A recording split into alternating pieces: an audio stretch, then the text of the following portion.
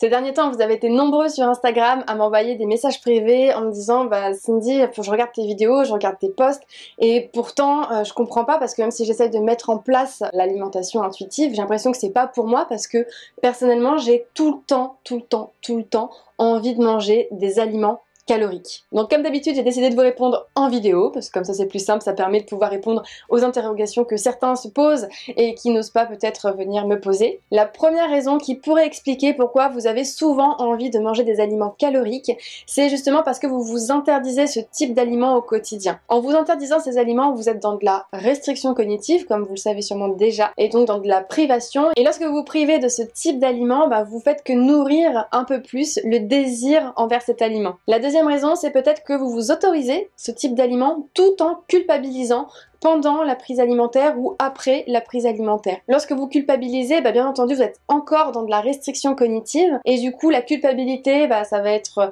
une émotion négative et le fait de développer une émotion négative, c'est ce qui va faire que, au lieu d'apaiser l'envie de manger, ça va déclencher du coup des compulsions et des envies à répétition. La troisième raison possible, ça va être peut-être que, au contraire, vous vous autorisez ce type d'aliment, vous ne culpabilisez pas, par contre, vous vous dites avant la prise alimentaire ou pendant ou après, que l'aliment que vous avez choisi n'était peut-être pas l'aliment idéal d'un point de vue calories pour votre poids. Avec ce type de pensée, vous êtes encore dans de la restriction cognitive, sauf que là, du coup, ça fait appel à de l'inconscient. C'est de la restriction cognitive ancrée dans l'inconscient qui va, du coup, créer une sorte de culpabilité inconsciente qui, du coup, comme tout à l'heure, est une émotion négative qui va, du coup, être sujette à transformer des envies de manger en compulsion et augmenter notre désir pour ces aliments. La quatrième raison possible, ça va être tout simplement que votre corps reprend son pouvoir. Il s'agit tout simplement d'une régulation de votre comportement alimentaire. Votre corps, à ce moment-là, il a envie de se faire plaisir, il a envie de prendre le plus de plaisir possible et de rattraper un petit peu tout le plaisir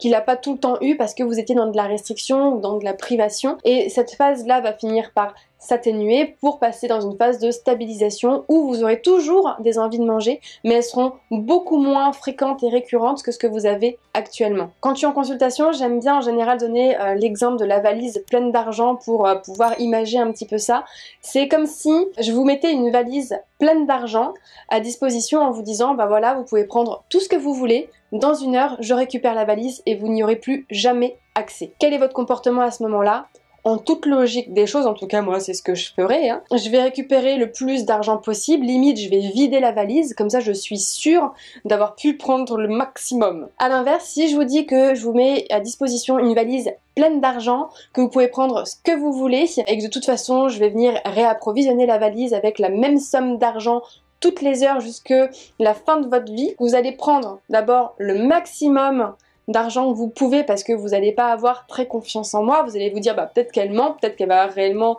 laisser, mais je suis pas sûre non plus, donc dans le doute, vous allez au départ prendre le maximum d'argent possible et quand au fil du temps vous allez vous apercevoir que vous pouvez avoir confiance en moi et que ce que j'ai dit c'est vrai, que je continue à réapprovisionner du coup cette valise en argent, vous allez finir par ne prendre au final que ce dont vous avez besoin pour payer vos factures, pour vous faire des petits plaisirs et vous allez de moins en moins prendre d'argent dans cette valise. Pour la nourriture, c'est exactement le même processus. La cinquième raison qui pourrait du coup expliquer que vous ayez des envies de manger à répétition, ça va être une mauvaise gestion des émotions qui sont parfois inconscientes. C'est pas parce que on ne vous focalise pas son attention sur cette émotion qu'on ne ressent rien du tout. En 1 heure de temps, on peut passer par 10 ou 15 émotions différentes sans même avoir pu l'analyser. Donc quand votre corps a une surcharge émotionnelle, il a une surcharge du coup de certaines hormones, et il va avoir besoin du coup d'un petit coup de main et c'est pour ça qu'il nous envoie une envie de manger pour qu'on puisse avec des aliments plaisir,